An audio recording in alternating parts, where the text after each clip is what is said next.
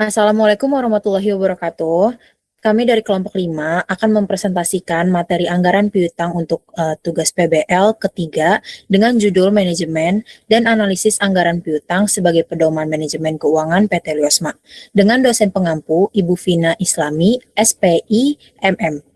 Pada presentasi kali ini, kami akan membahas pentingnya pengelolaan piutang dalam perusahaan, penyusunan penganggaran piutang, jadwal pengumpulan piutang, serta analisis hasil perhitungan anggaran piutang PT Liosma selama satu semester tahun 2026. Melalui pembahasan ini diharapkan kita akan memahami bagaimana anggaran piutang digunakan sebagai alat perencanaan dan pengendalian keuangan perusahaan. Sebelumnya, perkenalkan nama saya Suci Ramadhani Isran dengan NIM 6324064 dengan teman-teman saya. Fahira Amalia dengan NIM 632400168. Saya Ines Mati Sukma dengan NIM 632400040. Saya Rosalina Utami Putri dengan NIM 632401110. Saya Siti Agustin dengan NIM 632400655. Selanjutnya, pembahasan pertama akan dijelaskan oleh Rosalina. Latar belakang, pentingnya pengelolaan piutang itu dalam lingkungan bisnis yang kompetitif. Piutang memegang peran krusial sebagai aset lancar pendukung operasional. Pengelolaan piutang yang cermat sangat diwajibkan karena secara langsung mempengaruhi stabilitas arus kas dan keberlanjutan perusahaan. Dampak manajemen piutang dan pentingnya anggaran yang buruk berisiko memicu penundaan kas, kredit macet, dan terganggunya likuiditas. Oleh karena itu, anggaran piutang yang terstruktur sangat esensial untuk memprediksi fluktuasi saldo dan waktu penerimaan yang akan menjadi landasan utama manajemen dalam merencanakan, mengawasi, serta mengambil keputusan finansial. Sebagai perusahaan yang rutin melakukan penjualan kredit, PT Liosma sangat membutuhkan penyusunan dan analisis anggaran piutang yang terstruktur sebagai pedoman manajemen keuangan. Tujuannya adalah agar perusahaan mampu memproyeksikan arus kas masuk secara akurat, memitigasi risiko piutang tak tertagih, serta mengoptimalkan efisiensi pengelolaan keuangan secara menyeluruh. Landasan teori pada presentasi kali ini terbagi menjadi 4 faktor utama yang dimana definisi anggaran piutang sendiri adalah rencana operasional terukur dalam satuan moneter yang memproyeksikan nilai piutang bisnis dari penjualan kredit pada periode mendatang. Dengan tujuan memperkirakan jumlah piutang dan penerimaan kas di masa depan serta menjadi dasar penyusunan anggaran kas. Manfaatnya memperkirakan jumlah piutang dan penerimaan kas di masa depan serta menjadi dasar penyusunan anggaran kas. Faktor yang mempengaruhi penganggaran piutang sendiri yaitu volume penjualan kredit, kriteria kredit, jangka waktu kredit, pemberian potongan atau diskon, pembatasan kredit, dan juga kebijakan penagihan piutang.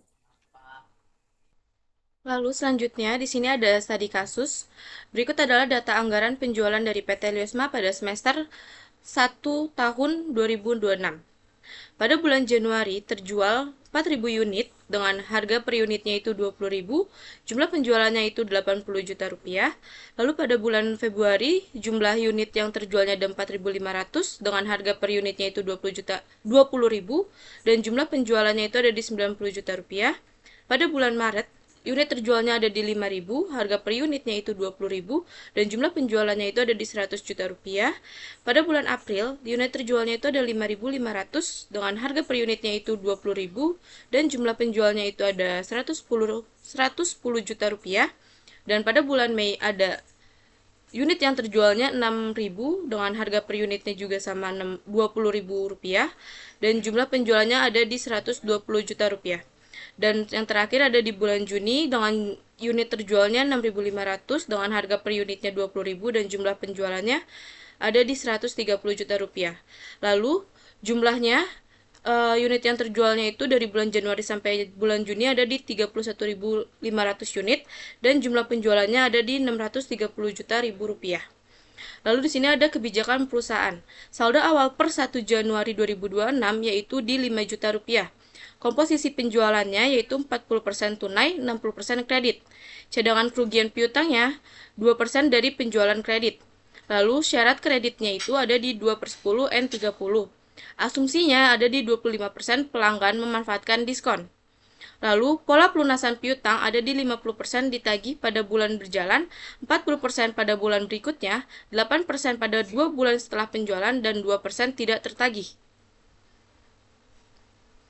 Lalu selanjutnya ada jadwal pengumpulan piutang. Pada bulan Januari, saldo bulan berjalannya itu ada di Rp23.402.400, saldo bulan sebelumnya ada di Rp5.000.000, saldo 2 bulan sebelumnya itu kita skip, dan jumlah penerimaan kasnya itu ada di Rp28.402.400.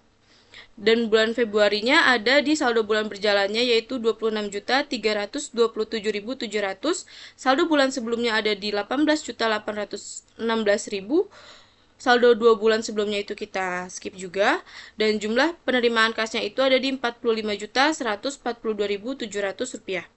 Lalu pada bulan Maret, saldo bulan berjalannya ada di Rp29.253.000, saldo bulan sebelumnya ada di Rp21.168.000, saldo 2 bulan sebelumnya ada di Rp3.763.200, jumlah penerimaan kasnya ada di Rp54.184.200. Lalu pada bulan April, saldo bulan berjalannya ada di Rp32.178.300, saldo bulan sebelumnya ada di Rp23.520.000, saldo 2 bulan sebelumnya ada di Rp4.233.600, dan jumlah penerimaan kasnya ada di Rp59.931.900. Dan bulan Mei ada saldo bulan berjalannya yaitu Rp35.103.600, saldo bulan sebelumnya ada di Rp25.872.000, saldo 2 bulan sebelumnya ada di Rp4.704.000, dan jumlah penerimaan kasnya ada di Rp65.679.600.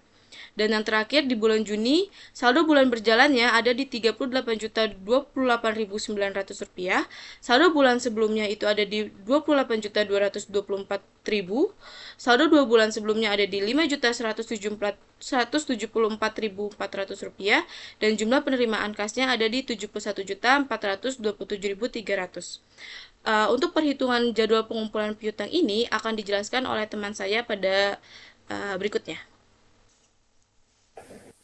Selanjutnya adalah perhitungan anggaran piutang. Pada bulan Januari, total dari penjualan PT Liosma sebesar 80 juta. Sesuai kebijakan, 60% penjualan dilakukan secara kredit, sehingga penjualan kredit berjumlah 48 juta rupiah. Selanjutnya, perusahaan membentuk cadangan kerugian piutang sebesar 2% dari penjualan kredit, yaitu Rp960.000. Setelah dikurangi cadangan kerugian piutang, diperoleh piutang neto sebesar Rp47.040.000. Berdasarkan pelunasannya, 50% piutang neto ditagih pada bulan berjalan, sehingga penerimaan dari dari piutang bulan Januari sebesar Rp23.520.000.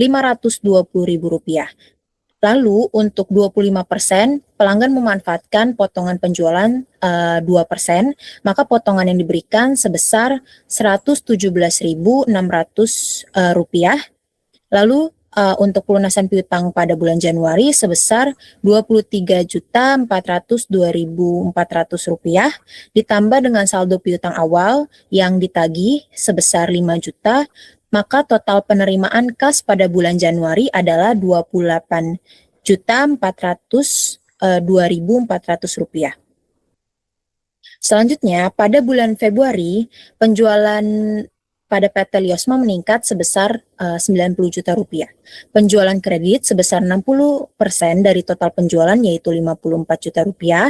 Cadangan kerugian piutang sebesar 1.080.000 rupiah, sehingga diperoleh piutang neto sebesar 52.920.000 rupiah. Lalu sebanyak 50% dari piutang neto Februari ditagih pada bulan yang sama yaitu Rp26.460.000. Potongan penjualan yang diberikan pelanggan sebesar Rp132.300, sehingga pelunasan piutang bulan Februari menjadi Rp26.327.700. Lalu perusahaan menerima pelunasan dari piutang bulan Januari sebelumnya yaitu sebesar Rp18.816.000. Lalu, oleh karena itu, total penerimaan kas pada bulan Februari sebesar Rp45.143.700.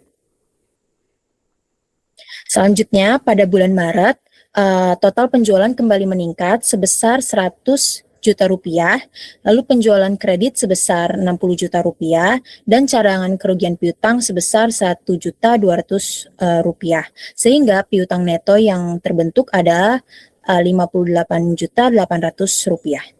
Dari piutang neto tersebut, 50% ditagih pada bulan Maret, yaitu sebesar Rp29.400. Potongan penjualan yang diberikan pelanggan yaitu Rp147.000, sehingga pelunasan piutang pada bulan Maret menjadi Rp29.253.000. Selain penerimaan dari bulan berjalan, perusahaan juga menerima pelunasan piutang pada bulan Februari sebesar Rp21.168.000 dan pelunasan piutang bulan Januari sebesar Rp3.763.200 yang merupakan 8% dari piutang neto Januari. Dengan demikian, total penerimaan kas pada bulan Maret adalah Rp54.184.200. Selanjutnya, perhitungan pada bulan April sampai dengan Juni akan dijelaskan oleh teman saya.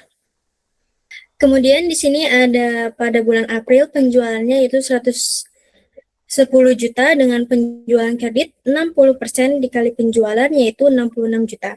Dengan cadangan kerugian piutangnya sebesar 1.320.000 dengan hasil piutang netonya yaitu 64.680.000 dengan pelunasan piutang bulan berjalan yaitu sebesar 32.340.000. Lalu ada potongan penjualannya sebesar Rp161.700 dengan total pelunasan piutangnya Rp32.178.300. Lalu perusahaan menerima piutang pada bulan Maret sebesar Rp23.520.000. Lalu menerima pelunasan piutang juga pada bulan Februari sebesar Rp4.233.600. Lalu hasil dari jumlah pelunasan piutang pada bulan April yaitu Rp59.931.900. Kemudian di sini ada bulan Mei dengan penjualan itu 120 juta dengan total penjualan kreditnya yaitu 72 juta dengan cadangan kerugian piutang yaitu 1.440.000 dengan hasil piutang netonya yaitu 70.560.000 dengan pelunasan piutang berjalannya yaitu 35.280.000 dengan potongan penjualannya yaitu Rp176.400 dengan total pelunasan piutang yaitu Rp33.103.600.